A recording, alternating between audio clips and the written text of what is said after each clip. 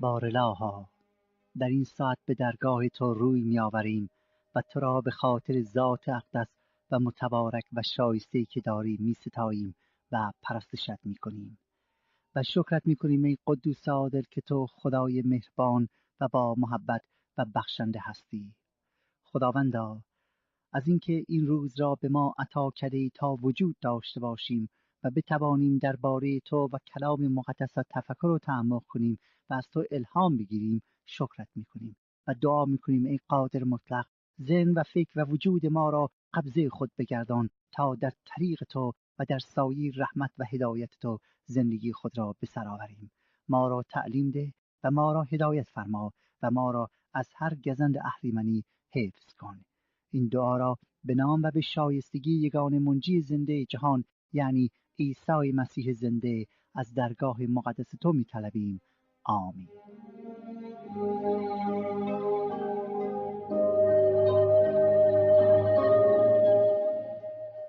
زندگی حضرت ایوب، اقتباس از تورات مقدس، برنامه از رادیو صدای انجیل.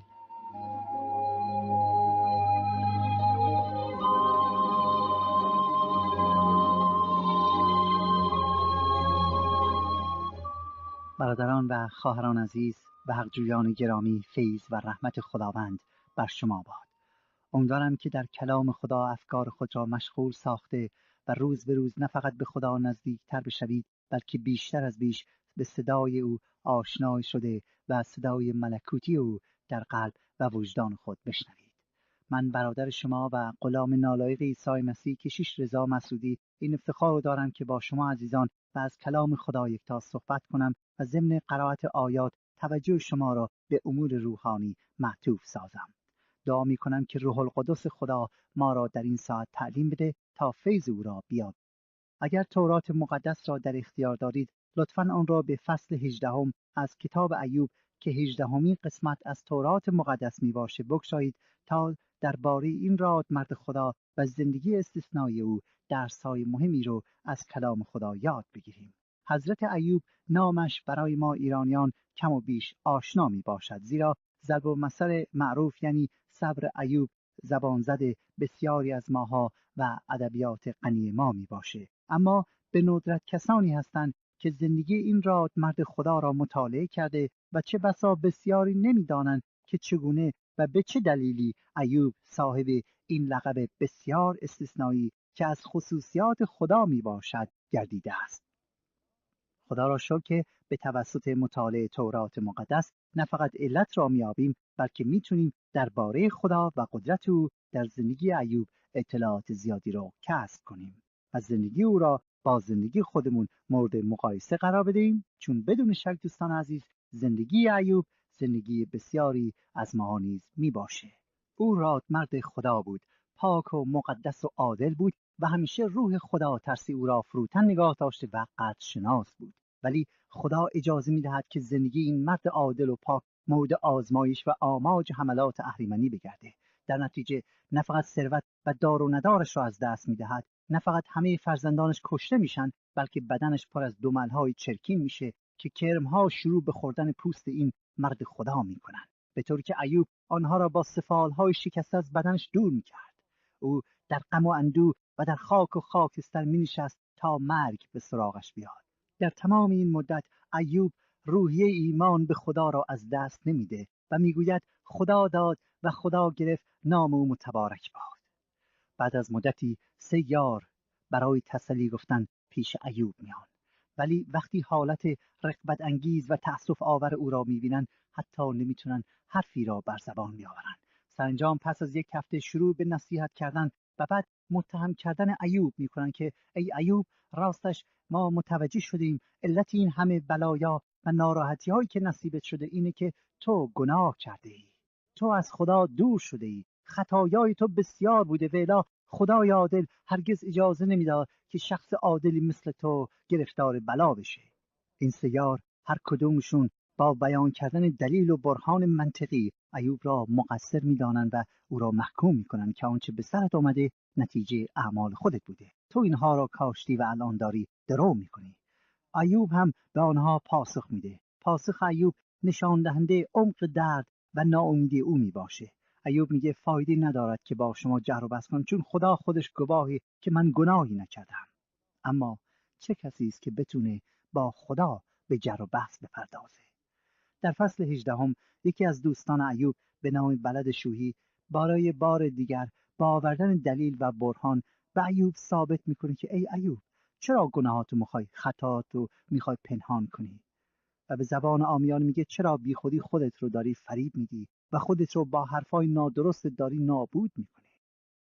چرا حاضر نیستی قبول کنی که بیگناهی و علت بلاهایی که به سرت آمده اینه که تو خطاکار بودی، نه اینکه خدا بی جهت این بلاها رو به سرت آورده؟ این دفعه دوم است که او با ایوب به جر و بحث میپردازه. شخصیت او نشان میده که با اصطلاحات و با تجربیات میخواد ایوب را قانع کند. با دانستن این اطلاعات حالا ازتون میخوام که به 3 آیه اول توجه فرمایید. فصل 18 از کتاب ایوب میفرماید: و بلد شوهی در جواب ایوب گفت: تا به کی برای سخنان دامها میگسترانی؟ تفکر کن و بعد از آن تکلم خواهیم کرد. چرا مثل بهایم شمرده شویم و در نظر تو نجس نماییم؟ بلد شوهی از اینکه ایوب تسلیم نمیشه بسیار عصبانی شده. پس به ایوب میگه که قبل از اینکه حرف بزنی عقلت رو اول به کار ببر. حکیمانه رفتار کن تا بتونیم باهات صحبت کنیم، تا با منطق و دلیل با تو صحبت کنیم. تو خیال میکنی که ما حیوان هستیم و یا عکس العمل تو نسبت به حرفای ما طوری که داری انگار نه این کار با انسان داری حرف میزنی، بلکه مثل اینکه داری با حیوان حرف میزنی و ما رو نزد خودت نجس کردی. او ایوب رو به خاطر عدم پذیرفتن حرفای شدیداً نکوهش و تحقیر میکنه. و از آیه 4 میگه: ای که در غضب خود خیشتن را پاره میکنی، آیا به خاطر تو زمین متروک شود یا صخره‌ها از جای خود منتقل گردد؟ البته روشنایی شریران خاموش خواهد شد و شعله آتش ایشان نور نخواهد داد.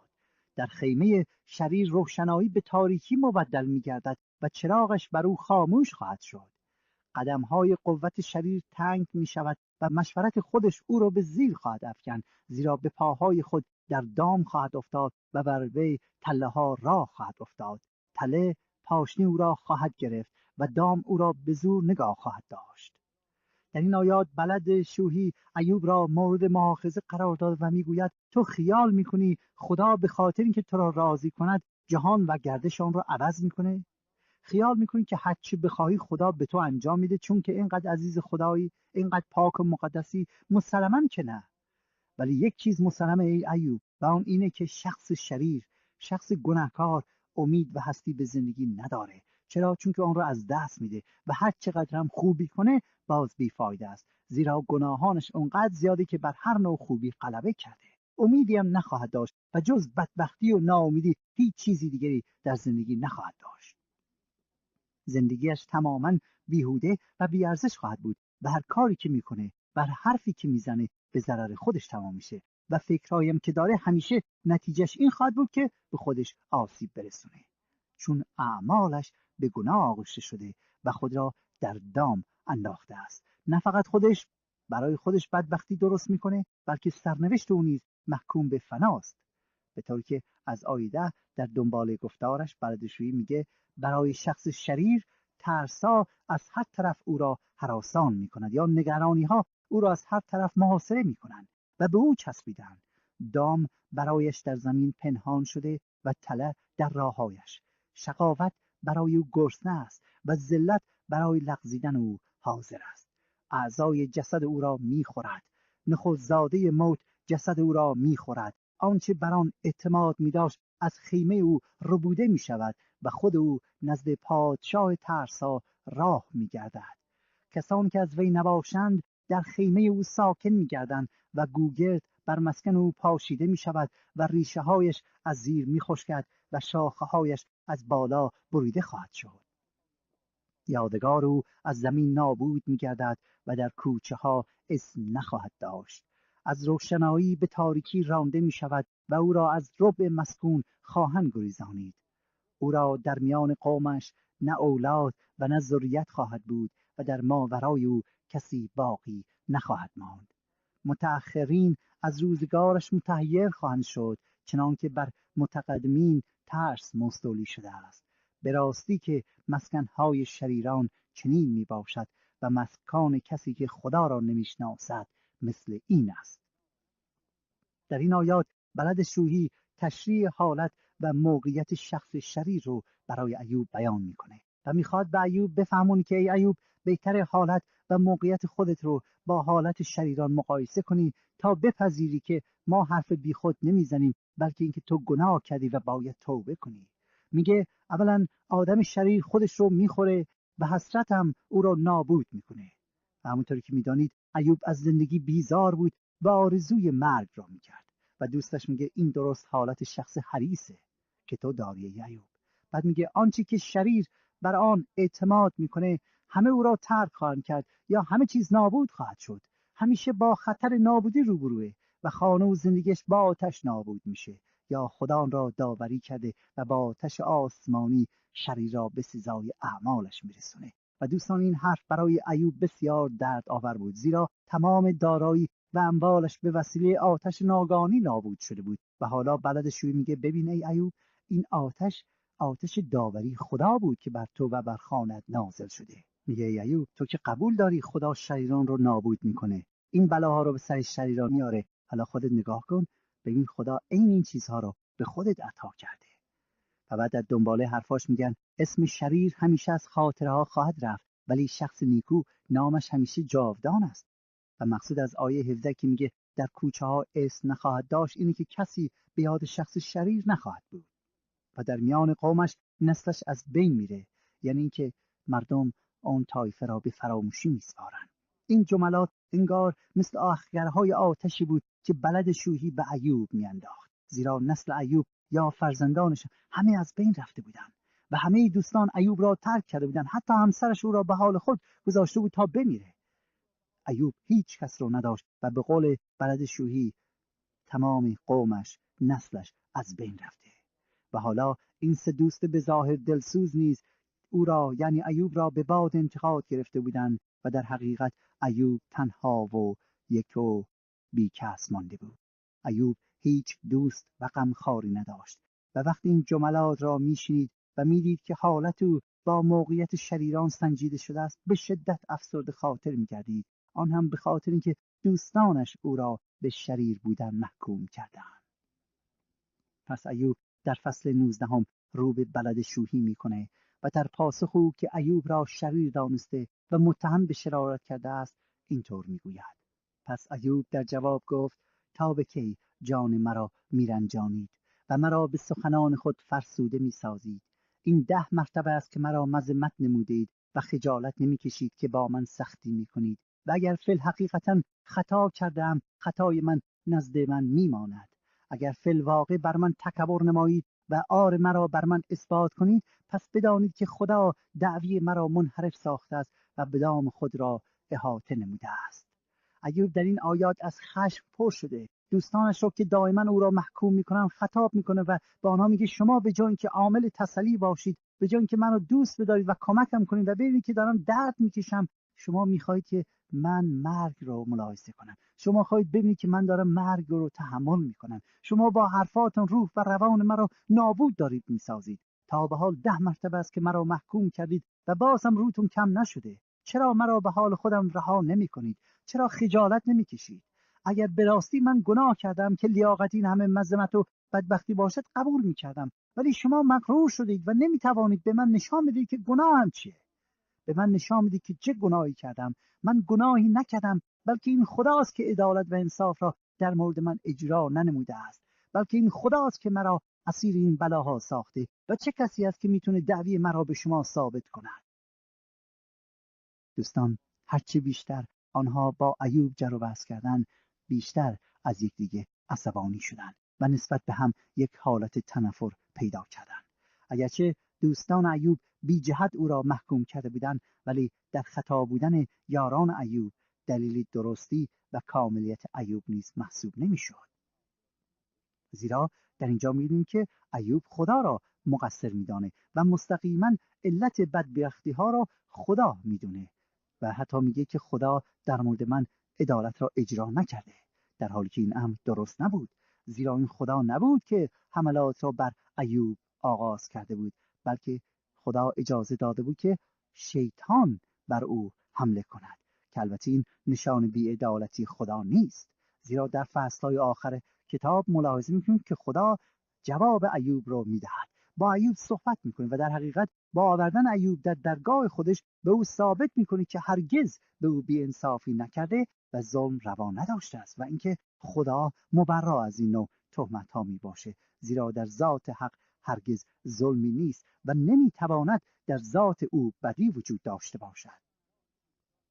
دوستان عزیز، جای تأسف است که دانسته یا ندانسته ما نیز در زندگی خودمون گهگاهی خدا را مقصر و محکوم میکنیم و میگوییم خدا نسبت به من بی انصاف بوده و یا حق مرا نداده است و یا خدا بلا به سر من رسانیده، آن هم بی جهت. ای عزیزان، کتاب مقدس میگوید خدا نور است و هیچ ظلمت در او نیست و یا خدا خدای قدوس و عادل و پاک و مطلق است. بنابراین هیچ بدی و شرارتی در خدایی که پاک و مقدس، آنم پاک مطلق، هرگز راه ندارد و در نتیجه خدا هرگز بدی رو برای فرزندان یا بندگان خود نمیخواد. اتفاقاً برعکس، کتاب مقدس میگوید زیرا خدا جهانیان را انقدر دوست داره که عیسی مسیح را فرستاد تا هر کسی که به او ایمان بیاورد هلاک نگردد بلکه حیات جاودانی یابد. خدا خدای محبت است و ما باید مواظب باشیم که مبادا به وسیله افکارمون، به وسیله منطقمون، به وسیله حرفامون تهمت بیجا به خداوند روا بداریم که بی جواب نخواهد ماند.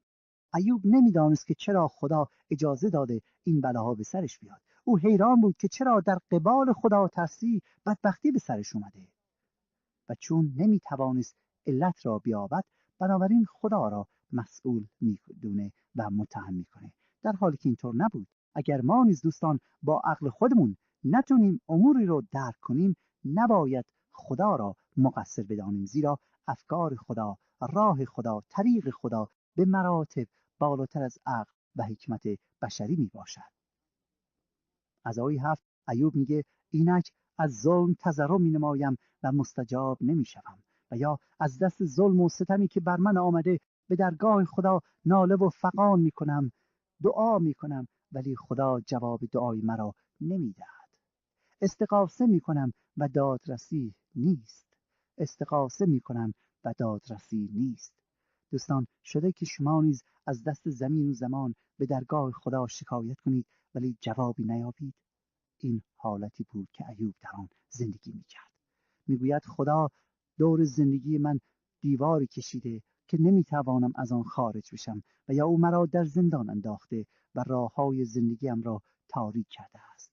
در حالی که دوستان، خدا هرگز آدمی را در گمراهی و تاریکی نمیاندازد. سپس از آیه 10 ایوب میگه خدا این بلاها را به سرم آورده است. گوش کنید به کلام که ایوب از دل خودش سخن میگوید. میگوید خدا جلال مرا از من کنده است و تاج را از سر من برداشته. مرا از هر طرف خراب نموده، پس هلاک شدم و مثل درخت ریشه امید مرا کنده است. غضب خود را بر من افروخته و مرا یکی از دشمنان خود شمرده است. یا هیچ نصیبی از خدا نگرفتم. انگار خدا روی خود را از من برگردانیده و با اینکه اصلاً بر ضد خدا عملی انجام ندادم، معاذا طوری با من رفتار کرده که با دشمنش رفتار می کند. میگوید خدا بی جهت مرا حقیر شمرده و همه چیز را از من گرفته است. و از آیه 13 میگه برادران مرا از نزد من دور کرده و آشنایانم از من بالکل بیگانه شدند. خویشانم مرا ترک نموده و آشنایانم مرا فراموش کردند. بله دوستان عزیز، میگه غلام خود را صدا میکنم و مرا جواب نمیدهد، اگرچه او را به دهان خود التماس میکنم. نفس من نزد زنم مکروه شده است و تضرع من نزد اولاد رحم مادرم. بچه های کوچک نیز مرا حقیر میشمارند و چون برمیخیزم به ضد من حرف میزنند. دوستان عزیز، این آیات درد دل ایوب را برای ما بیان میکنه. او که زمانی ثروتمندترین مرد مشرق زمین بود و ارباب همه محسوب میشد و در ناز و نعمت زندگی میکرد، اکنون در حالتی بود که حتی کنیزانش، نوکرانش به او توجهی نداشتند. ایوب شدیداً تنها بود، هیچ چیزی نداشت، در غربت بود و هیچ کس به حال او دلش نمیسوخت. راستی دوست من، آیا شما در چنین موقعیتی قرار داشتید که از دوستانتون دور باشید و یا دوستانتان از شما دوری ورزیده و عزیزترین کسانتان شما را ترک نموده و آنانی که قربان صدقتون میرفتن حتی به دیدنتون نمیان و چه بسا از شما نفرین میکنن؟ شده بر کسی خوبی کرده باشید ولی همش بدی ببینید؟ شده که احساس کنید تنها ترین شخص در عالم هستید و حس کنید که حتی خدا نیز شما را ترک کرده و در این کهکشانها تک و تنهایید و از همه بدتر هم مریض و ضعیف و ناتوان و بیچیز باشید؟ راستی در چنین حالتی درباره خدا چه فکری میکنید؟ ایوب مثل این بلکه 100 مرتبه بدتر از این حالت بود. او میگه برادرانم و حتی همسرم دیگر نمیخواهند مرا ببینند، حتی کلام من یا نفس من نزد آنها مکروهه. ایوب مشاوران بسیاری داشت، همه آرزو میکردند که سر سفره او نان بخورند و نظر لطف ایوب شامل حالشون بشه. اما حالا همان مشاورینی که با دیدن ایوب اشک شادی در چشمانشون جاری میشد، اکنون او رو مکروه شمرده و اصلا نامش رو بر زبان نمی آوردند. سپس با نگاه کردن به بدبختی و ظلم خودش و توجه نمودن به گوشت بدنش که کرم زده بود و همش چک کرده بود، ناله تلخ خود را بلندتر میکنه و دست تمنا را به سوی خدا یکتا دراز میکند و چون از خدا جوابی نمیگیرد، از دوستانش تمنا میکند و به دوستاش میگوید بر من ترحم کنید، ترحم کنید، شما ای دوستانم بر من ترحم کنید، زیرا دست خدا مرا لمس نموده است، یا خدا مرا زده است، یا خدا مرا تنبیه کرده است، خدا مرا از درگاه خود بیرون نموده. پس شما ای یاران بر من ترحم کنید که بسیار بدبخت و فلک زده هستم. بله دوستان، این مرد خدا ایوب زمانی فلک زده ترین شخص در عالم بود، چون احساس میکرد که خدا او را ترک کرده است. و در آیه 22 میگوید که ای دوستانم چرا مثل خدا بر من جفا میکنید و از گوشت من سیر نمیشوید، و یا چرا دست عذاب دادنم بر نمیدارید؟ خدا داره منو تنبیه میکنه، دیگه شما چرا این کارو میکنید؟ و از آیه 23 میگوید کاش که سخنانم الان نوشته میشد، کاش که در کتابی ثبت میگردید و با قلم آهنین و سرب بر صخره تا به ابد کنده میشد. و میدانم که ولی من زنده است و در ایام آخر بر زمین خواهد برخاست و بعد از آن این پوست من تلف شود و بدون جسدم نیز خدا را خواهم دید و من او را رو به رو برای خود خواهم دید و چشمان من بر او خواهد می‌گریست و نه چشم دیگری. اگرچه تلف شده باشم، اگر بگویی چگونه بر او جفا نماییم، و حال آنکه اصل امر در من یافت می شود، پس از شمشیر بترسید، زیرا که سزای شمشیر غضبناک است، تا دانسته باشید که داوری خواهد بود. ای عزیزان، در این آیات اگرچه ایوب در تلخی جان فریادهای ناامیدانه خود را بلند میکنه و حتی خدا را مقصر و مسئول این همه بدبختی رو خودش میدونه و میگه که خدا مرا از درگاه خودش ترک کرده، رها کرده، بیرون کرده و دیگر هیچ امیدی ندارم و در این عالم بی ارزش هستم، ولی میدونم که پس از مرگ به حضور خدا خواهم رفت. درست خدا در این زندگی الان مرا ترک کرده و این بلاها را به سرم آورده، ولی میدانم خدا مرا به درگاه خود راه میده. او در مورد خدا و زندگی پس از مرگ ایمان بسیار قوی داشت. او به رستاخیز و نجات اعتقاد کامل داشت. میگوید این جسدم خاک میشه، من از خاک آمدم و به خاک برمیگردم، به خاک تبدیل میشم، ولی روزی خواهد رسید که ولی من یا خدای من یا صاحب و مالک من مرا به پیش خود خواهد برد و من او را خواهم دید. خودم او را خواهم دید و نیازی به کسی ندارم که درباره خدا به من بگوید، چون خود من به حضور خدا خواهم رفت. و میگوید حتی اگر ذره ذره بشم، باز این ایمانم را در قلبم حفظ خواهم کرد که خدای خود را خواهم دید و یا به ملکوت آسمانی راه خواهم یافت. دوست من، لحظه‌ای تأمل کنید و ایوب را در برابر خودتون مجسم کنید. آن درد و زجرهایی که او میکشید رو برای یک لحظه اگر شده در نزد خودتون احساس کنید که به راستی چقدر این شخص در عذاب عظیمی قرار گرفته بود و احساس میکنه که خدا او را ترک کرده. میگه خداوند دیگه روی خود را از من پوشانیده، ولی میگه من روم از خدا بر نمیگردانم. حتی اگر خدا هم روی خودش رو از من برگردانیده باشه، من روی خودم را از خدا بر نمیگردانم. حتی اگرم بمیرم و خداوند روش رو به من بر نگردانه، باز میدونم وقتی که زنده بشم به حضور ولی خود یعنی خدای خود خواهم رفت و او را خواهم دید. او را خواهم دید و نیازی به کسی ندارم که درباره خدا به من چیزی بگه، زیرا خودم به حضور او خواهم بود.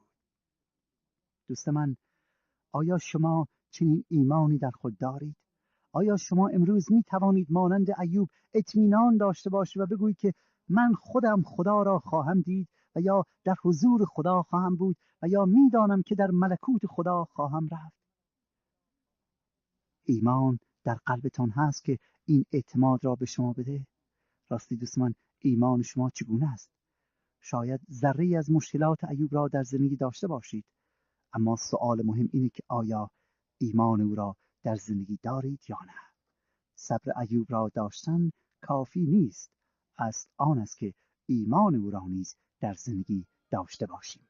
من برادر شما کشیش رضا مسعودی، تا برنامه دیگر و روز دیگر، خدا یکتا یارتان باد.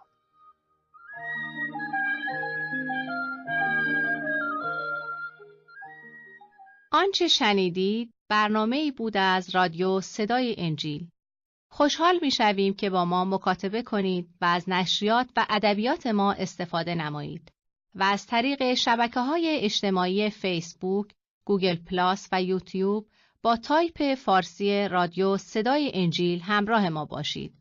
همچنین از طریق تلفن و ایمیل نیز می‌توانید با ما تماس بگیرید. آدرس ایمیل ما از این قرار است: radioenjil@gmail.com. تکرار می کنم، ایمیل ما radioenjil@gmail.com و تلفن ما 201 616 920 1791. تکرار می کنم، 201 616 920 1791. تا برنامه دیگر و روز دیگر، خدای یکتا و مسیح زنده با شما باشد. ماراناتا، یعنی خداوند به زودی برمیگردد. آمین.